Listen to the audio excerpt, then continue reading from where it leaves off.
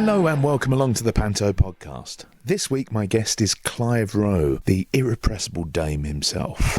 We talk about being thrown out of classes, open-minded directors, and his brilliant advice to his teenage self. So please sit back and enjoy the latest Panto podcast. So my guest today is Mr. Clive Rowe. Hello there, sir. Hello. So, did you come from a theatrical background yourself with the family, or? Well, my brother did a little bit of amateur theatre, one of my elder brothers.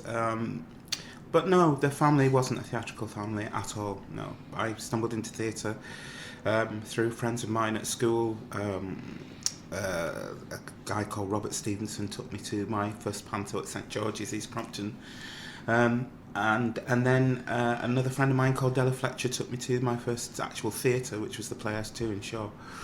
So no, I'm not theatrical in any way, shape or form. No. What was that first actual introduction to theatre like then? Do you remember what you went to go and see? Well, you see, I think the first thing that I went to see, that I remember going to see, was Peter Pan in at the Palladium in London. I think it was Peter Pan, and I think it was Lulu. I could be wrong. I bumped into her recently and asked her if she did it, and she did say that she performed it. But that was years and years and years ago with my mother. And when I went to St George's, I can't even remember what panto we did, because I worked backstage for about a year or 2 years on that. That was just amateur pantomime, you know, and subsequently I worked with some of the best dames that I've ever seen before and since. So. What then do you think actually spurred you on from the young age to get into theatre? Gosh, I was never one of those kids that when I know that theatre is going to be my life. I just enjoyed it. I just enjoyed it. What I always say to people is that I could never understand or see myself as the people in the little box in the corner of the room. I couldn't equate myself with being on the TV, and for me, theatre was being on the TV when I was young. It was all the same journey. And I just did amateur theatre because I loved it. I loved the environment of it. The first time that when I went to the Playhouse with Della Fletcher, I think they were showing Absurd Persons Singular. And I remember walking into the backstage, dirty, dusty, filthy little backstage theatre at the time. I mean, it's much better now. And I could hear people laughing because the show was on, and I didn't know what that was about. I mean, I'd done Panto, but amateur Panto is something other than theatre in itself. It's something, especially when you're a kid. Again, maybe I'm just not good at putting things together, that linear thought. But when I walked into the Playhouse and there was Absurd Person Singular, I remember walking in, hearing the laughter, walking round, down and through, and then down to the side of the stage left. And as I went into stage left, I looked onto the stage, and there was a man under a table, and the people were screaming with laughter. And I just went, this is where I want to be. That was the only decision about it. This is where I want to spend my time. And then I joined the theatre on a Saturday, young youth theatre on a Saturday, and I started going to the theatre at night and working backstage, and it just blossomed from there. How old were you then? I think, I mean, the mind does play tricks on you, but I think it was about 14, 15 when I went to the Playhouse. Must have been about that, 15 tops maybe. And that was when you knew this was going to be for you? That's when I knew that I would always be in theatre. Not that I would make it as a career, and not that I would be as an actor as a living, because I thought, as I said, I couldn't equate myself to the people in the TV. But I knew at that point that it was something that I would always do. And so I'd be an electrician, or I'd work in Warburton's, because we had a big Warburton's factory across the road from where I lived, or whatever it would be. But I would do amateur theatre at night and amateur theatre at the weekend. I didn't actually really understand that I could actually make money from theatre till I got my first professional job, which is another story, which I can tell you if you like. But please do. Well, it starts off when I was about 14, 15 years old, and I went into my mum with when I was at school at 14. You had to make a decision about what exams you were going to do, and I wanted to do technical drawing, woodwork, metalwork and art. And I went back home and I said, and after it taken me a long time to get there, and I said to my mother, I want to do woodwork, technical drawing, something in art. And she said, no. no, you're going to do geography, physics. What is it? Geography, physics, English, literature, and I'll let you do art. Wasn't done in a malicious way. She just thought that it was better to have something intellectual in a work sense, but she didn't understand that I didn't have and don't really have an intellectual bone in my body. So subsequently I failed my exams. I got a B in art, which was the only one that I wanted to do. I got thrown out of English literature. Why? Because the teacher always said that I was being disruptive, but it was one of those classic cases of what I was always sat next to the kid who was being disruptive, and so the one thing that I would say, the teacher would pick up on. So yeah, it was quite dramatic actually. The time I got thrown out of the class, I just got up and walked across the top of the tables and walked out of the class. And I was never allowed back in again. And subsequently, I've got an MBE for theatre, which is crazy. So it is a long story, but subsequently I failed my exams at school, and I went to college because I was a good boy and I wanted to prove my mum right. Even though I knew deep down that the exams weren't for me, so I resat my exams for another 3 years, failed them every year. I decided at 17 that if I had failed my exams again, by the time I was 19, I would apply to drama school, because people have been saying go to drama school, go to drama school, go to drama school, but I still didn't equate that with having a profession. I literally, people don't believe me, I applied to drama school because I knew it was 3 years, and if I got in, I'd have 3 years to decide what proper job I would do in Shaw, so that I could do drama in the evenings and at the weekends. Which was, in retrospect, it was a fantastic armour, because I didn't have any of that, oh my god, this is everything, oh my god, I must do this. I didn't have that drive, so there was nothing to kind of break down in me. I was literally going there for 3 years to kind of, doss around is a terrible way to put it, but just to fill in time. So I was very lucky. I got into Guildhall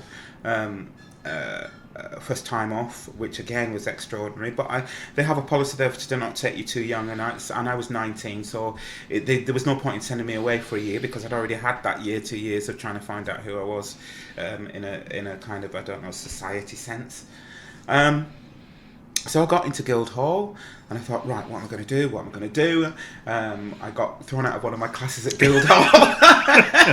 I'm getting a theme here with you. Yeah, it was kind of, I don't know what this real title was for it, but it was basically a theatrical studies. It's where you break down plays, and I'd done no plays. I'd done 2 kids musicals, or maybe 3 at youth theatre.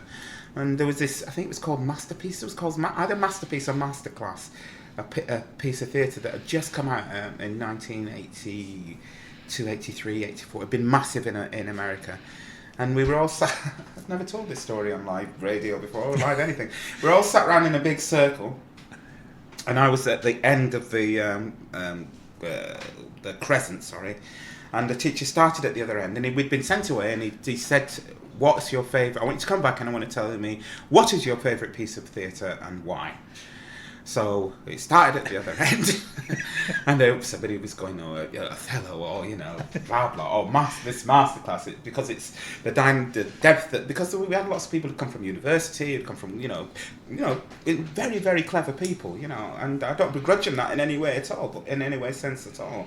And I didn't think any less of myself because of it. It was just the fact that, it was this reason, and the depth of this, and the political implications of that, and that. And it got round to me, and he said, why? What have you brought? And I said, I brought a piece called Dracula Spectacular. Don't know if you know it, it's an absolutely fantastic kids' musical. And you could see he was like, his neck started to bulge, and he got kind of like, and then he said, and why? And I said, because it makes me laugh. Out. Get out. Really? Get out. Never come into this class again. He thought I was taking the piss. I was being completely and utterly honest. I was answering the question to the best of my ability for myself. Now, if you'd have spent time to go, no, Clive, it's not about that. It's about what implicate and this and that maybe I would have learned something from him. But he thought I was trying to be clever and take the mickey out of him, which was a shame. So I was thrown out of that class. But then on the flip side of that, I had this wonderful, I think she was assistant head of the course, Ginny Snyder, who unfortunately passed away. But in my second year, I got through one of my, Jane Metcalf, my music teacher. I can't believe I'm remembering all these names. Jane Metcalf, who was my singing teacher, told me that there was an audition for Carmen Jones being done by Stephen Pimlott and Jeremy Sams at the Sheffield Crucible, and Porgy and Bess being auditioned. Trevor Nunn was doing it, I think, at Glyndebourne. And I went to Ginny and said, can I audition? And the policy was not to let anybody audition, but it was so rare for there to be all black musicals, anywhere, never mind, at two great houses like that. And she said, well, you can audition, but if you get it, it'll be something, we'll have to talk about it, that's something completely different. But just for the experience of auditioning. I didn't hear back from Carmen Jones, but I went in for the audition for Porgy and Bess with Trevor, and I went up for Sporting Life, and I didn't get it. But Stephen Pimlott and Jeremy Sams were sat in the auditorium watching the auditions, and I always say they ran out after me, but I think they just kind of walked out sedately after me, and they asked me if I'd like to come to Sheffield to do Carmen Jones with the fantastic Clark Peters playing Rum, and I was given my dink. And Danny John Jules was in it as well, just playing one of the dancers. Cat in Red Dwarf, in case and whatever that Jamaican program is. Death in Paradise. Death in Paradise. Paradise. Yeah, I don't watch a lot of terrestrial TV, if any. So, so I went to Sheffield, and the reason why I'm telling this long, tortured story is that I spent all this time not knowing what I was going to do and thinking that I was going to go back to the shore. Quite happy to go back to shore to do some trade and do theatre as an amateur. And on the first Thursday, I got a little brown manila envelope with that little see-through pane in it with my name in it, Clive Rowe, and I opened it up, and it said, you are going to be paid X amount of money for doing this job. And literally, it was like a thunderbolt. It was like, and I went, I can do this. It's going to pay my bills. It's going to clothe me. It's going to feed me. I can do this for the rest of my life. And the rest is history. So do you remember then your very first sort of foray into pantomime, performing? Performing was as an amateur. I think I was, I played, it's the first bit of, what's the term that's used when colour blindness, but there was a different term for it, casting. I played the Emperor of China, and I played the Giant in Jack and the Beanstalk, and that was at St George's, East Crompton, and I absolutely loved it. I mean, I absolutely loved it. I loved the idea, I loved the mechanics of it. I didn't understand the words mechanics at the time, but I understood and I got it. I got it straight away. It wasn't like, this is a bit, I just got it. But my first professional would be Nottingham Playhouse with Kenneth Alan Taylor directing. I did Aladdin, and Susie McKenna, we were talking about her earlier, who directs the pantomimes at Hackney, was my son. So, it was Aladdin. In the wonderful world of pantomime. In the wonderful world of Panto, yeah. Exactly. And I had a terrible time at first with that, and not in the actual running of the show. I had Kenneth tells a lovely story. Well, it's not lovely, it was a horrible story when I heard it. I was about to go on for a gala, and Kenneth told this story, and it was like, I can't believe you just said that without actually telling me myself. But he was really panicked. He panicked in the rehearsals, and literally, I think it got to the dress, and he had got somebody in because he was really worried. He thought it was just going to be a catastrophe. they both looked at each other after the dress and said, what we're going to do. And I said, well, we can't do anything. He opens tomorrow, you know. And he openly tells this story. And I walked on stage and knocked it out of the park. Because the thing that they didn't understand, and the thing that I couldn't tell them because they never said it to me, was the audience is the last member of the company. It's that they don't understand that I knew that. And you can't do it without them. You can't be, well, I don't think you can do great pantomime if you're not playing to the audience and playing with the audience. You might as well be doing Pinto, or you might as well be doing some, I don't know, Alan Bennett, which is still good, but it's not Panto. Panto is for me, it's dependent on that resilience and response from the audience that you get back, that you work, you know, when you're at your best. All the performers that we've talked about are absolutely stunning with the audience. Their gift is that they can break that fourth wall, and that they can create something that makes each individual within the auditorium feel like it's done specially for them, you know. And that's what I think that's what they didn't understand that I understood, but I couldn't vocalise, because I'd seen great pantomime performers, amateur pantomime performers. Nigel Marland is one of the greatest dames, was one of the greatest dames that you will ever come across, would have ever come across. And he was Doc Martens and a beard, you know. So, yeah, it was that. So Nottingham was my first foray into it. And again, I loved it. I think I was the first black pantomime dame. I may not have been in the country, but I was definitely in Nottingham, and it coincided with the first black sheriff of Nottingham. So they were having a bit of a ethnic moment, I think, at that point. If we can still use the word ethnic, I don't know. I don't know. Has that caused any problems at all before with casting, do you think? What, for me in general? Yeah. No, I've been incredibly lucky. My agents have been visionaries since the start of my career. And also I've walked into rooms with great directors, open-minded directors, Richard Ayres, Sam Mendes, John Caird, you know, Marion Elliott, just absolutely beautiful, Stephen Pimlock, just beautiful people who direct and cast because they feel the person is the best in it, rather than judge you by the colour of your skin. And what about that very first time when you were Dame? Did you feel, when you heard that you were possibly the first black Dame, did that feel like there was a pressure on you to be extra good, or? No. It was. I've had this shield of not really understanding how important what I'm doing is for a very long time, and sadly it's starting to wear away, so I brick myself now more than I did like 20, 30 years ago, you know.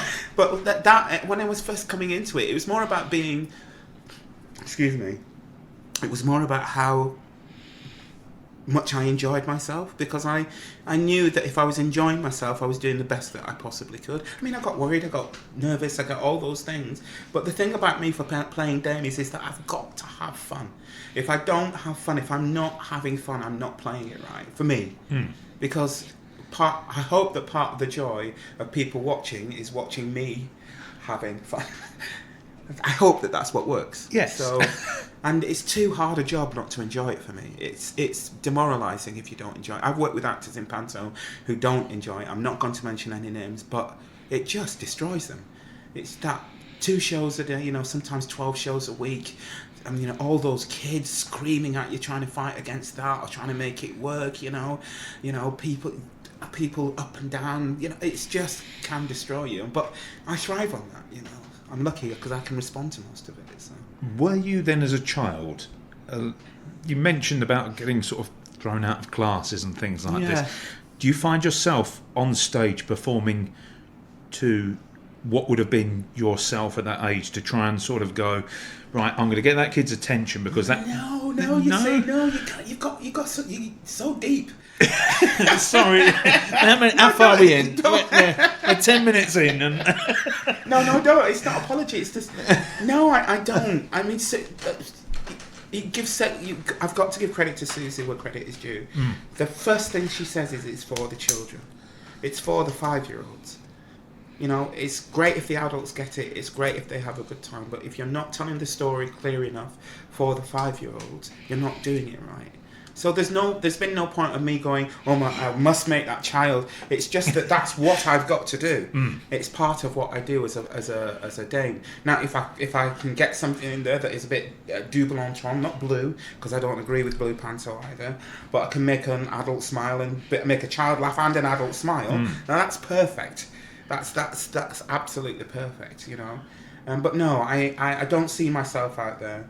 I mean, the closest I come to that is that my mum passed away when I was in drama school, in my second year at drama school, and I perform every show I do. Never mind Pantos if she's in the auditorium, because I don't believe you set a bar any higher than somebody that you love. So it doesn't matter to me after that who's in, because I'm not going to do it. You know, you hear a lot of actors go, "Oh gosh, such and such is in. I'm going to do it. I'm going to give my best show tonight." And I go, "Oh, you should have been doing that every night. Yeah, you should have been doing that every show." "Oh, it's a matinee. I'm only going to give 70%. You go, "Well, why are you going to give 70%? They're still paying. They're still paying their money. You've got to give them 100%. You know, if you're not giving them 100%, you're not giving them their money's worth. You know."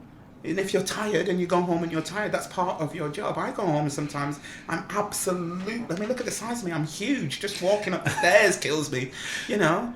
But I think I know that I don't know, but if one person has travelled across the country and paid £20 to come and see me in a show, and I don't know that they're in, and I give them a 50% to 60% performance, how much disrespect is that to that person? It's just wrong. It's wrong on every level. So give everything you've got. Yes, you have to pace yourself to balance yourself throughout the run of a pantomime, but give everything you can give. Don't give 50% one day and 40%. Give 100% of what you can every show. That's what I believe. And maybe that hopefully comes across as well. It's terrible. It's terrible. I don't understand. Well, I do understand, sadly, but I just couldn't do it myself. Yeah. I can't do it. I won't do it. They're going to have to carry me off in a box. That's what they're going to have to do. Going back then to being a child, your voice, when did you sort of first discover that you could sing? Okay, and I know a lot of my stuff is layered. I've always been able to sing, but I didn't realise I could sing until 1994, I think it was. I've been in professional theatre from 1987. That long? Yeah, I've been, and I got a review back from Carousel, and it said something. This boy has a fantastic voice, and I went, "Oh my god! Oh, I can actually do it." Because I'd been singing since I was, I don't know. I used to go out and play. Actually, I bumped into Lulu quite recently, and she came to see Blues in the Night, and I told her this story, and she thought I was going to say something else. But I used to go out and play with a guy called Michael Ford, and we used to sit in a park, and this was when about 8, 9, 10 years old. It ties in with when Shout, Lulu Shout came out. You really make me want to shout. As I can shout, da, da, da, I can shout, come on now, shout, da, da, da. We used to, for us to play out, apart from, the kind of roughhouse stuff you do as a kid, we used to sing that in the park. He'd sit on the swings, and I'd sit in the other corner, and I'd get the shouts, and he'd do all the other bits. And we used to do that, and we used to do Fireball XL5. I wish I was a spaceman, fastest guy alive. I travel through the universe. We'd sing that, and Marina, Aqua Marina. Da, da, da, da, da, da. So that was us playing out as a kid, But I never knew I could sing. Again, I think I've had this kind of, not in all things, but where I've been protected by my naivety. I was going to say ignorance, but it's not ignorance, it's naivety. I sang, and it was something that was so natural for me to do. I didn't put any pressure or value on it. So I spent all my kind of childhood singing, but it wasn't. So, and I went into drama school and had singing lessons, and I came out of drama school and went into musicals. But I'd always sung, And when you go into a room and somebody says, "Can you sing this?" Bing, and I go, "No," I go, "Yeah, I can sing that," And it got to Carousel, and Carousel was the first time that I had any personal singing lessons. As in drama school, you get like half an hour a week as part of what you get for drama school. But for Carousel, because I knew it was slightly operatic, I went with Nettie Batam, who was a singing teacher, is a singing teacher, fantastic French, incredible singing teacher, lets you find your voice. And I can't remember exactly how long, but I had about 6 months, I think it was about 5 months once a week, running up to doing carousel because I wanted a slightly more operatic sound to my voice. I got the whole show got amazing reviews, but I got some amazing reviews as well. And that literally, when I read those reviews, it was like, oh, actually, I can do it. I am a singer. I can sing. So. And what about now? For the singing. Do I still think I can sing? Do you still think you can hit the top notes like you used to be able to? No, nobody can hit the top notes like they used to be able to. That's one of the saddest things about singing. By the time you understand how good you are, it's starting to leave you. Well, I've seen you perform, and boy, can you belt out the tunes. I can belt out the tunes, and I can hit the big notes, but they're not quite as sweet as they used to be. I'm not complaining. I've had an incredible career singing, and I love to sing. I'd rather do singing than most other things, apart from eating. And comedy, of course. Yes, I love comedy. Who were your influences then, when you were younger? Morecambe and Wise. What's his name? I'm going to forget. Played the piano. Les Dawson. Just the greats. The great comedians. Morecambe and Wise still make me cry. Charlie Chaplin. I know he's more silent than anything else. Laurel and Hardy. Just a great kind of the foundation of comedy, really. If you're going to reference any great comedian will be able to reference of our generation. My generation, I think I'm probably a good 10 years older than you. Don't believe that. So you're telling jokes? Those are the people that I kind of reference. I still use a lot of Morecambe-isms, as I would call them, in the Panto when I do them. I'm working with a gentleman called Tony Whittle, and it's instinctual with what we do towards kind of Morecambe and Wise and things like that. Unfortunately, we find each other funny. It's too funny, so we spend a lot of time just laughing at each other and sometimes forget that they're out there. But again, that's part of it for me. It's watching two people who work incredibly well together, but actually just love that kind of visceral response. There's nowhere that Tony or I would go that the other wouldn't be able to follow in a narrative sense in the pantomime. If he went off on a little run, I'd be able to follow him and fill in so he could carry on in his little run, and vice versa. So, the very first time then you donned the frock, do you remember when that was? I think it must be Nottingham. I'm assuming it was Nottingham because I didn't do it as an amateur. So it must have been Nottingham with Kenneth, yeah. How did that come about? I got a phone call from Kenneth. Would you like to come and do pantomime? I don't know why. He must have seen me in something or as an amateur, as a kid. And just got a phone call. Do you want to come down to Nottingham? I thought, why not? Again, why not? I didn't realise it was going to be with me for so long, but why not? I had such great respect for the pantomimes and the pantomime dames and performers that I'd worked with and seen. It seemed like an honour to go and do it.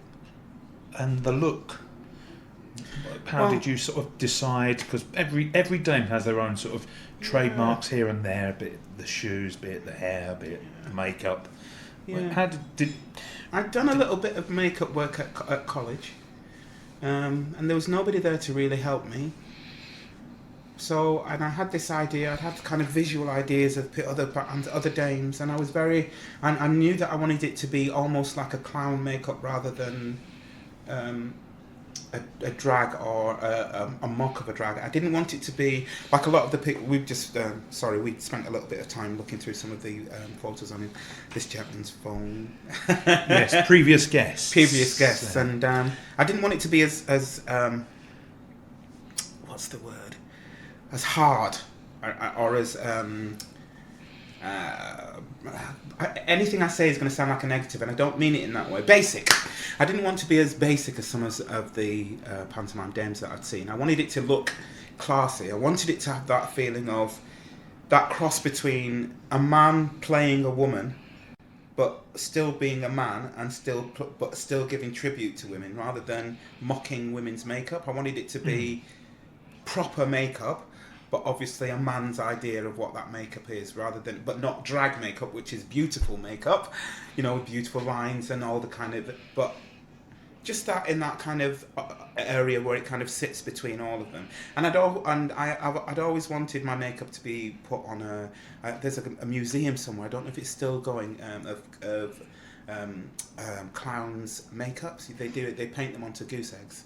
And I don't know if it's still up, but I always wanted my makeup to be on a clown's egg makeup. But I'm not a clown, so it could never be. But Kind of a clown. I'm kind of a clown. But one of my old girlfriends gave me a goose egg painted with my makeup on for my birthday. So I've got it at home, yeah.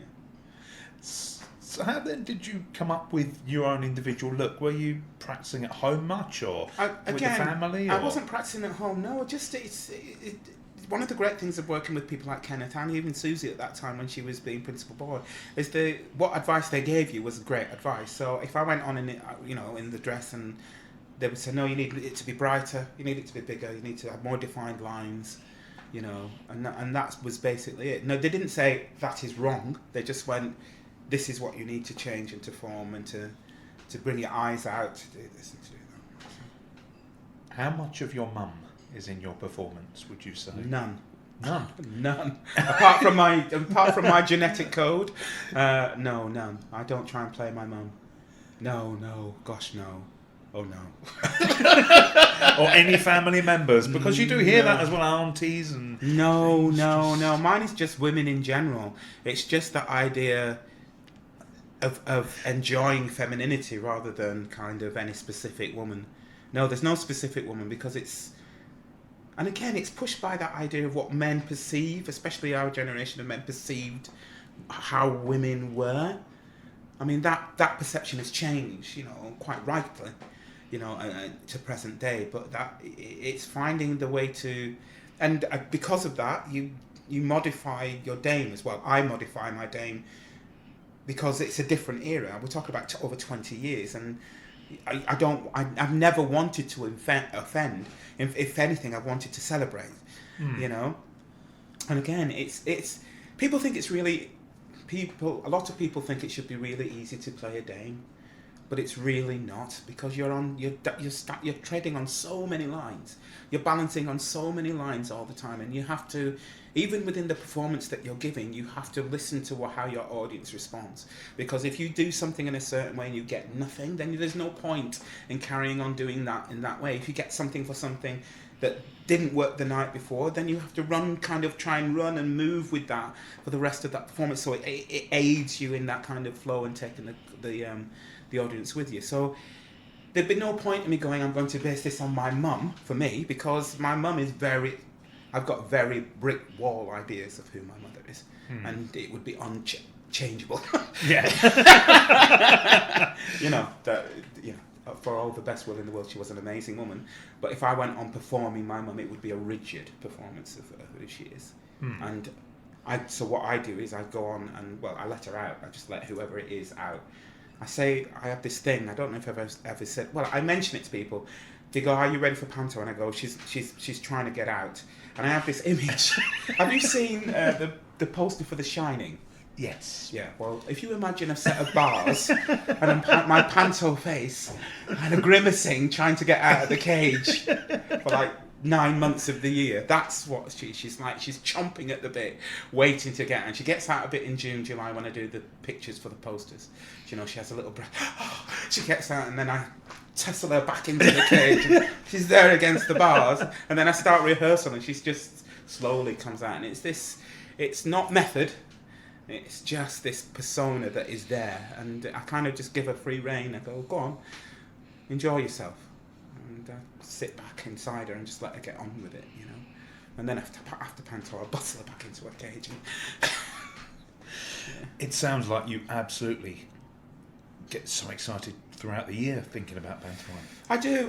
I mean, part of me hates the idea that Panto starts in June, July. It's Christmas is here. You go, no, you've got to just enjoy the year.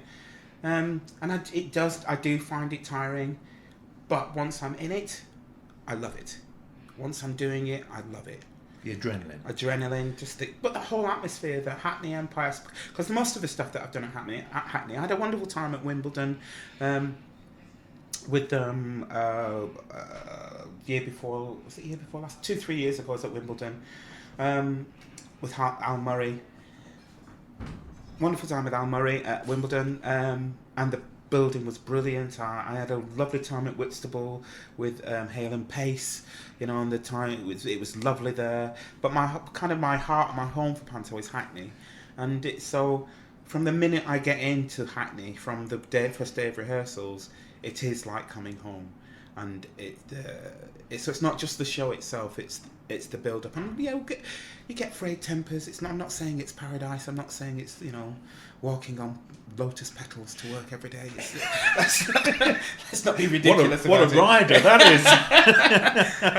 is! But the actual process of creating it and finding out and working on what you think is going to work in the rehearsals, and then getting it on stage and it working or not working, and then having to move it and change it slightly. And that's what Susie is absolutely brilliant at. We know we're in very great, very safe Panto hands with Susie, and I know you're hopefully going to be doing an interview with her later. We need to try and catch up at some point.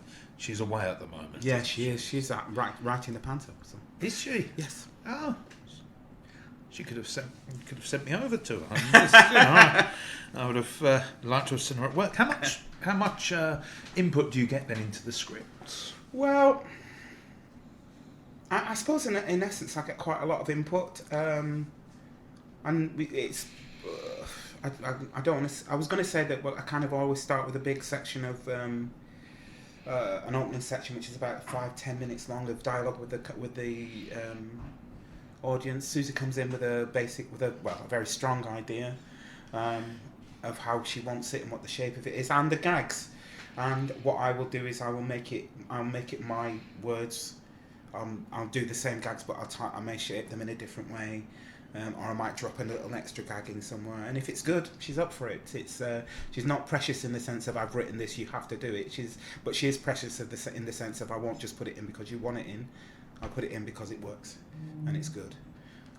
Which is great because it means that for the slosh scene, the big slosh scene that we had last year with the washing machines and the guy getting in and out of the washing machines, some of the stuff that was said there, I don't want to use the word wrote because I don't write it, but in the rehearsal I'll go, I want to say da da da da da da da, and she'll go, great, that works because it's da da da, or I'll say I want to do da da da da da da da da, and she'll go, no, that's too much, it's too much. So we have that kind of dialogue. Or she'll go, say this, and I'll go, right, I'll say this. Do you know what I mean? So it is an organic process. It's an organic process in that sense. But she writes the show. There's no doubt that she writes it. It would be ludicrous of me to come to say that I am a writer of the piece. But I am, as in most people are in the room, Tony, people have been working with her for 20 years, Kat, we do have input into the piece itself. Because we have to make it work for us as entertainers, and she trusts us as performers with her work now. So, for you then, what's your favourite part of the actual pantomime itself in terms of the run? Is it the lead up to Christmas? Is it the school shows? Is it the? Oh, it's not the school shows. No, it's not the school shows. No. 1,000 screaming kids. No. I thought you'd love that. No. You're in a naughty boy again. No, because the thing is, I have to be careful in statements like this because I don't want people to think that I don't enjoy the school shows, but the school shows are not focused on my character. The school shows are the Buttons characters. They're the Dame is enjoyed, but the Buttons are the Buttons and the Cinderellas and those kind of characters are the children. The Buttons is playing and saying, oh, I love Cinders, or I don't love Cinders, or I'm really sad, or I'm really happy. Do you know what I mean? And the kids relate directly to them. Whereas when I do the evening shows, the adults I can relate more to the adults within the piece. Even though I am performing for the 5-year-olds that are going to be there. It's but my favourite part, I suppose, I'm tempted to say the last show because then I can go and sleep for 2 weeks. But but actually it is in essence the last show. The end of the press week. That's when I enjoyed the most. When we've got the press out of the way, because the build up to the press and it is a press week. We call it press night, but press can't all come on the same day. Some might come before the press night. Some might come after the press night. Some might come to matinees, which is the point I'm making about always being at 100%. But once you've got that out of the way, you can just ease into it. You're not stressed by that idea of feeling that you have to perform to prove something. You're just performing because you want to perform. What about your more older clientele, shall I say, especially on the matinee performances? Do you find the more elderly patron enjoy your character? They love me. They love me. What are you talking about? I've had people thinking I'm a woman. Is that a woman? I had somebody come up to me. I literally had a woman come up to me while I was doing Blues in the Night, and she stopped me and said, I thought you were fantastic in the show Blues in the Night, which is absolutely great, and I'm very honoured by that. And then she said, oh, and we come to see you at Hackney, and that's lovely. And she said, yes, but last time I was there, I turned to my friend and said, is that a woman? And I went, that's the biggest compliment you can pay me. So no, they love it. They love it. I don't want to. Not that you're asking me to, but I really don't want to dissect it because I seem to appeal to everybody, which is great. It's great. It's like getting paid to. It was my sister who said this. It was like getting paid to eat chocolate. Dream job. How do you keep yourself well over the Christmas period? I shut down. Anything off stage, and I completely shut down. I sleep in between every show. I go home, I sleep. I don't eat particularly healthy, but I'm burning up so much energy that it's not that much of a problem. But yeah, there's no wasted energy for me. I don't go out. I don't, even when I was younger, I didn't go out and party at, the chorus come in at 2, 3, 4 o'clock in the morning. You hear them, I was out at such and such in central London and da-da-da-da-da-da-da, and I don't have the energy to do that. And to be honest, during rehearsal, the closer I get to the first show, the more I close down and reserve my energy and keep it. And because I know how much I'm going to put out when I perform, I know how much I'm going to have to give. So to waste energy is just it's stupid because it will only affect me. If I waste energy, I will get midway through and I'll maybe not collapse, but I'll be in that kind of physical frame of mind. So. Has that ever happened before? No, not collapsing. My knees went last year on the final day. My meniscus tore on the final day. I've gone over on my ankle. I've had physical things happen to me, but I've never missed a show because I've had a cold or I've been run down or tired or I don't believe in it. If I can get a noise out of my throat, I'll always be on stage. If I can walk, I will always be on stage. And sometimes even if I can't walk, I will still be on stage. I did it with a stick the last day, 2 shows, the walking cane. So, how many years then has it been that you've been treading the boards? Treading the boards in general? Yeah. 1986 was my first professional show, so that's 33 years. 33 years. 33 years. Is that right? That is right, isn't it? Yeah, 33. Yeah. 1986. Yeah, 33. Yeah. And you're still going strong. Yeah, I'm very lucky. Very, very lucky. I know people say it's not all luck, but trust me, folks, trust me, some of it is just luck. The rest, yes, you have to be able to do it. It's not a charity, but you have to be with the right people at the right time for it to work. What would be your advice to your sort of teenage self if you could go back in time? Don't eat chips.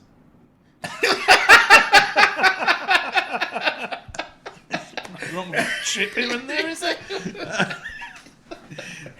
I don't know if I'd give him any advice, to be honest, because if I gave him advice, he wouldn't have that naivety, and if he didn't have that naivety, some of the things that he went through and had to go through in his life, not just within theatre, I think wouldn't necessarily kill him, but might just break him.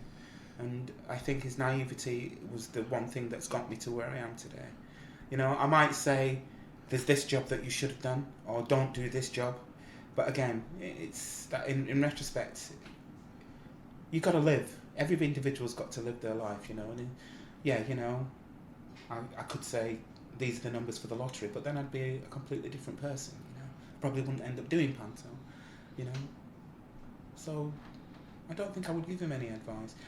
I might encourage him. I might say everything's going to be okay. That's what I might say to him, but I wouldn't say you must do this, you must do that, don't do this, don't do that, because I am who I am because of what I've been through, and if I change that, then I wouldn't be who I am, and I kind of like who I am. So, Do you get the nerves? absolutely, I get the jitters. Yeah, terrible. And again, as I get older, they get worse. Yeah, for me, it's about understanding what the pressure is, what's happening, what you're doing. You know, occasionally I get on stage and go, what? In my head I go, what the fuck? What the fudge am I doing? What am I doing? You know, and as a youngster, as a teenager, early 20s, it didn't even cross my mind. I just got up there. I got nervous, but it was like, yeah, you know. And I have this thing as well about nerves, is that nerves, your body becomes nervous because it's a fight or flight mechanism. It's fear. That's what makes you nervous. What it does is it gives your body an amazing amount of energy, and you need energy to perform. So in essence, what your body is doing is going, oh look, here's a massive amount of energy. Why don't you use that while you perform? And that's what I try and do. I try and channel those nerves and use that energy rather than back off it or try and push it away. I go, my body is giving me a little like a turbo propulsion, and I can either ignore it or fight it, or I can go, it's here, and I'll channel it into what I'm doing. Does that go during the run, or? No, not for me. I suppose it lessens a little bit, but no, I mean, I will still do the same things that I'm doing in rehearsals or preparation from the first day to the last.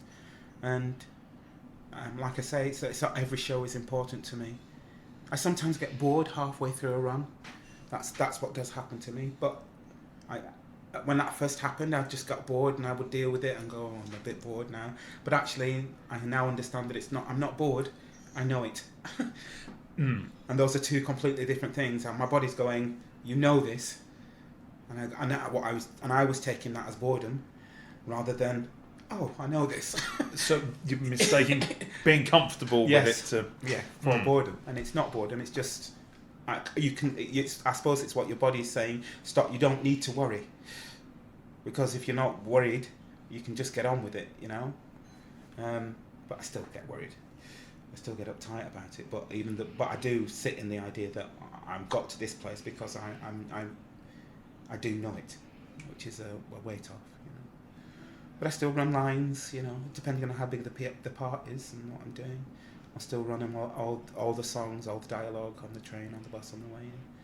And I know quite a few actors who don't know how they do it. How did you get into films then? My agent. Just very lucky. I mean, I haven't done many films, but, you know, my agents have been great. And, you know, Spit and a Cough and a blink in the Beauty and the Beast. I suppose that's my biggest claim to fame. I suppose we'd all like some kind of career in films. If it's about longevity, you know, being known is longevity. You know, the better your work is, the better that your work is known, because there are some very great actors out there that aren't necessarily the greatest actors. I'm not going to mention any names because this is a podcast. You could tell me when we press the off button. But and there are some great actors who don't work. Yeah, you know, but you know, the more you're seen, the more you're seen, the more people want to see you, the more work, and the longer your longevity will be. So, do you prefer TV, film, or theatre? For a long time, it depended on what I was doing. If I was doing film, I loved film. If I was doing TV, I loved TV. If I was doing theatre, I was doing theatre. I loved theatre. But I think if I really cross my heart, it's theatre that I enjoy. And if I had to really put that into a subsection, it would be singing. So. And what about the singing? Any ideas for any albums at all? Or? Well, one of my closest friends has been saying that she'd like a son to record me. He's a big time recording. I don't want to say artist because he's not like a producer. He's very good with it. He's done some massive concerts. Anyway, I digress. So you know, we're thinking about recording my last cabaret. I mean, I'd love to sing with a big band. You know, part of me would love to be what's he called? Bublé? What's he called? Bublé. Michael Bublé. Come out of your cave at Christmas, yes. That's how out of the loop I am. I don't even know his name. But, I'd love to sing with a big band. I'd love to be recorded with a big band, it's my era. It's what I would, if I had any big wish, if there's any producers out there who want to produce me singing with a big band, please don't hesitate, because I would absolutely, I'll give my right arm. I'll give both my arms. I need my legs to get there, so I'll give both my arms. You need one to hold the mic. No, there's a mic stand. No, you can have both my arms. You never know who's listening. You never know. Oh, yes you did. How then did your friendship start with Susie? Through Aladdin at Nottingham Playhouse. As I said, she played Aladdin. I was... Did you and Susie click when you first started working together? Yeah, absolutely. Yeah. Otherwise, I wouldn't have said yes when she called me to come to Hackney. I would have said no. Why would I want to put myself in a room with somebody I didn't click with? That would be horrendous. No, because when she called it wasn't something that I needed to do. It wasn't something that I had to do. It wasn't something that I was looking to do. It was I was just bubbling along at what I suppose was peaking, or coming up to the peak in my career. It must have been, I can't remember exactly when it was, but I must have been quite fresh out of drama school, 2-3 years out of drama school. Done some great shows, done some nice parts. No, we definitely clicked, and I went to Hackney, and I was glad she called. I didn't know whether I could do it, and I'd already done Nottingham, and had a great time at Nottingham. But you never know. There's a big house. Nottingham's like a 200, 300 seater. I'm not exactly sure, but I know it's not like a 1400 seater. It's a big house in London.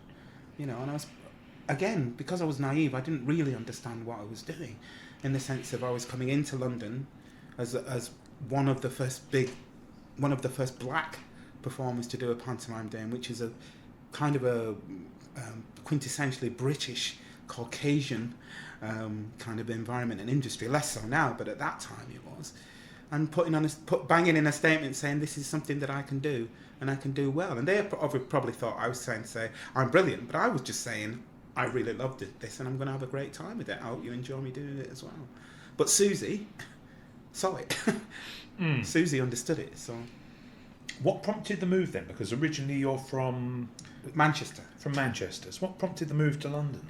Failing my exams for 3 years at college. Yeah, literally. I got to 19. I'd failed my exams, and I went, "What am I going to do? Everybody's telling me to go to drama school. I haven't got a trade. I can go to drama school. I can go to drama school. I can literally, in the sense of drop out, as in not have to get a trade, not have to work. I can be at college for 3 years, and I can work in my head. I can work out what I'm going to do." And I thought I was going to go back and be an electrician. That's what I thought for the first 2 years. That's the point that I got to. And it was really funny because, just kind of diverging for a little while, we had these things like, we had to go to the zoo and pick an animal that we wanted to do, and all the students were like, "Oh, I've got to go to the zoo. Got to go." Someone said to me, "Do you want to go to the zoo and pick an animal?" And, yeah, why not? I could be in a factory. Of course, I'll go to the zoo and pick an animal. And then we come back and we have to be in the zoo. We have to do the zoo for 4 hours. And I went, all right. So I picked this thing called a thornback ray, and it's pink. It's about 4 inches long, and it's a ray. It's like a manta ray, but it's tiny. And of course, all rays do. I lie down, and then they get up and flap a little bit, and I lie down. So that's what I did for 4 hours. So it was. I literally, that was my move. But I moved to London to move back. I went to drama school to go back to Shaw. Unfortunately, or unfortunately, as you view it, I'd stayed. I just never went back because I worked and just carried on working. So. Does Hackney feel like home then now? For pantomime, absolutely. Yeah, for Panto, without question. Home will always be kind of Shaw, but for Panto, it's absolutely Hackney. Would you like to go back to Shaw to do Panto? No. No.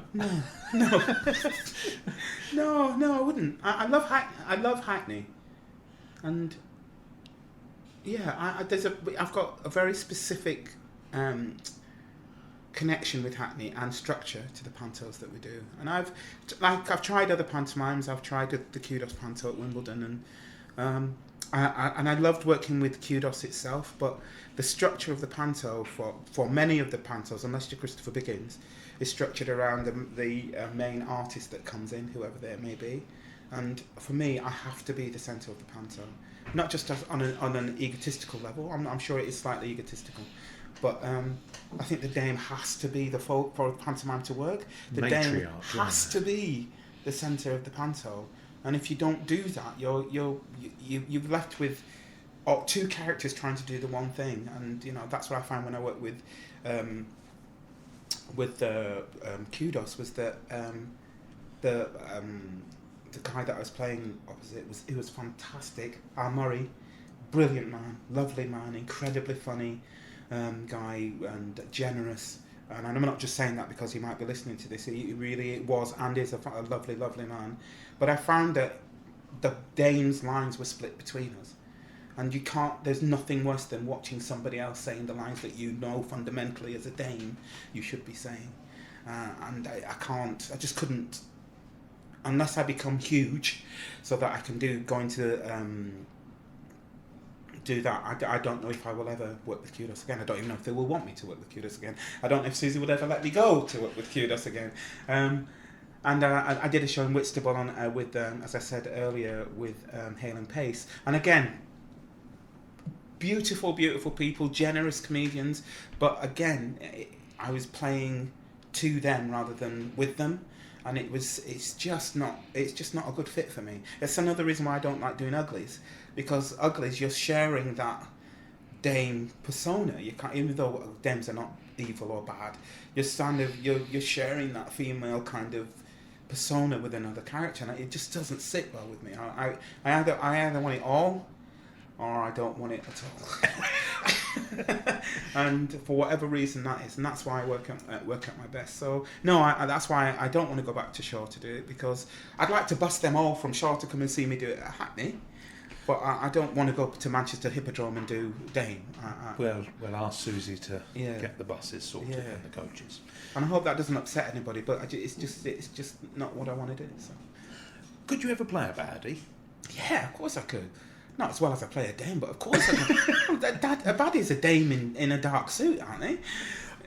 Are they? Aren't they? Well, you're the Dame. Are they? You ooh, boo, boo, I'll go on. And it's exactly the same interaction. It's exactly the same kind of You can't mechanic. feel warm to them, though, can you? Oh, well.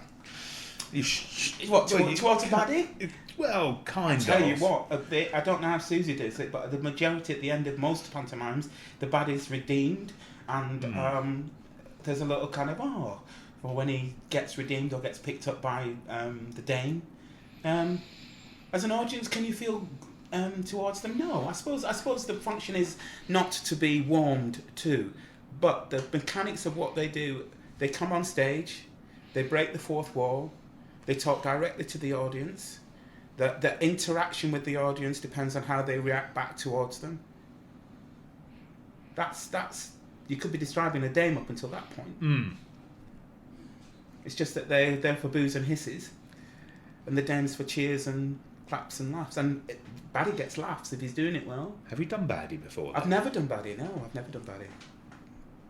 I've seen Susie do baddie, and she's amazing. I've seen Susie do baddie, and I've seen her do Principal Boy, and she was, without blowing smoke, one of the greatest Principal Boys I've ever seen. Do you miss those days of Principal Boys being girls? Well, Susie still does it. I mean, last year we had a Principal Girl Boy, Boy Girl. This year we haven't. We've got a Principal Boy Boy. I am an absolute traditionalist, and I prefer it when it is a girl. I think it gives a balance, because you've got a man as a woman, and you've got a woman as a boy. A woman as a man, I suppose. That's where I find the balance of it. But whatever works, to be honest. I believe in totally. I make this term up myself. Multifaceted acting. I believe everybody can play every part. The theatre is a box of infinite possibilities. It either is a box of infinite possibilities, or it isn't. You can't have it two ways. Either everybody can play everything, or somebody somewhere goes, that person can play that. these people can't play that. But the box itself is just a big box that you stick things in where anything can happen. So that's wonderful. That is such a wonderful way of putting it. It really is. Yeah. Do you get to go and see many Pantos? No, I don't. Occasionally I will go and see one, and I'll go and see Hackney if I'm not working it. But when I finished, I'm too knackered. I'm literally in a cave for 3 weeks. I spend a week, not completely in bed, but then the second and third week I'm ill. I get a cold or I get something, and I'm bedridden for about a week because my body's just knackered. You know, it's not a pretty sight. So I shut the blinds, get the Netflix on. Okay then, so you were awarded a few years ago the MBE. How did that come about? Well, I found out afterwards that you can actually apply for your own MBE. I didn't. Can you? You go online and you get asked for. You go to the something at the palace, one of the things at the palace, and there's a form that you get, and you can basically say, "I think I am."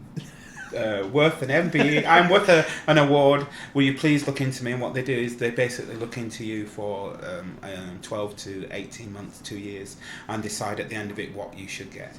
But what generally happens, I didn't do that, but what generally happens is that somebody somewhere writes a letter to the government and says, I think Clive Rowe is da da da da da da da. I think he should be nominated for a da da da da da da, for an award for his great work. Will you please look into that? And then if they get I think it's over 2 or 3 letters, over that 2 to 3 letters, they look into you. They look into your past work and what you're doing without you knowing. And if they eventually think that you're worth an award, they write a letter to you saying you've received an award. And I found out through my agent. It's making me well up now, actually. I found out through my agent. She rang me. I was in town for an audition.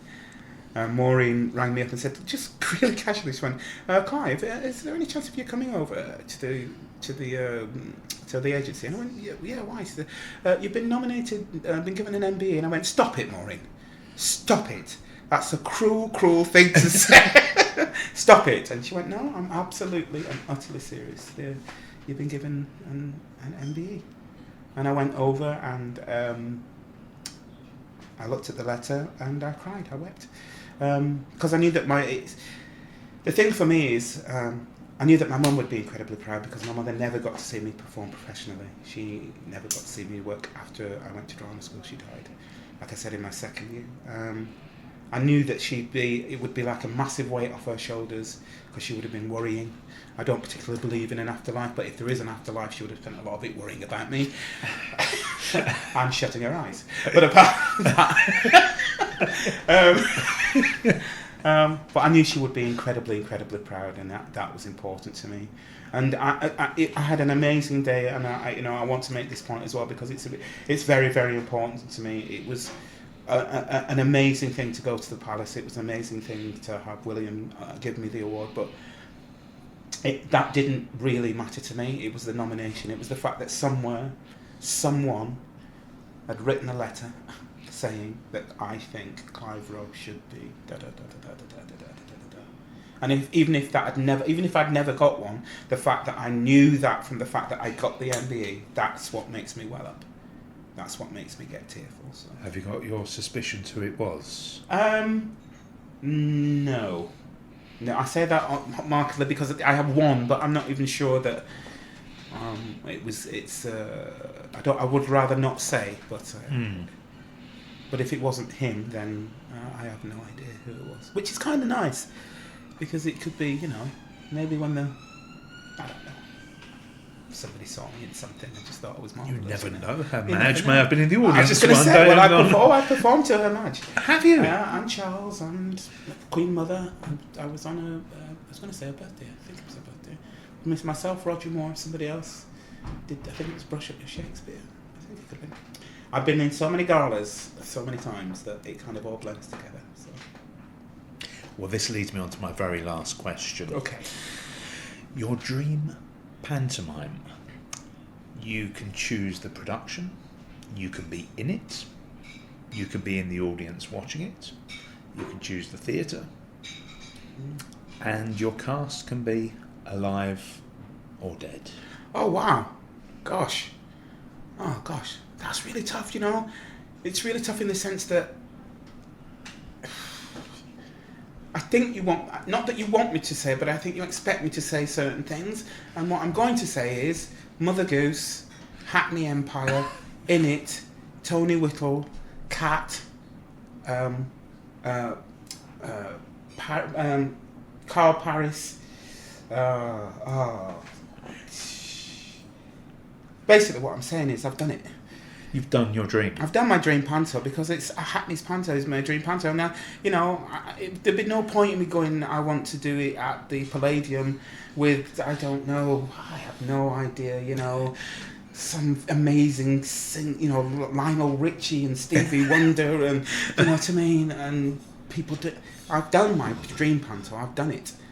You know, Mother Goose is the Hamlet of Pantos. It's literally called the Hamlet of Pantos. It's the only panto that's about the Dame. I'd always much rather be in something than watching it. So there's nobody I want to watch doing my job. I don't want to do that at all. Oh, apart from maybe that guy. What's the name of that guy that I said was an amazing pantomime dame? It was one of the funniest people that I saw. He does it at Sheffield at the Lyceum. Damien Williams. Oh my God, he's funny. Jesus Christ, that man is funny. Excuse my language. Sorry, I didn't mean that. But he's got funny bones, that boy. I mean, and maybe Tony Whittle. Yeah. Damien and Tony are the only two dames that I would love to go and see in a panto. Otherwise, I'd want to be doing it myself. And that's no disrespect to any other dame, but it's just that they both make me weep when I see them with tears and laughter. And the cast is the cast that I've worked with. You know, it would be disrespectful to them as performers to say that there are other or better or greater performers that I would rather see or want to work with, because they've been absolutely amazing. Well, Clive, thank you so much for your honest Panto podcast. Thank you very much.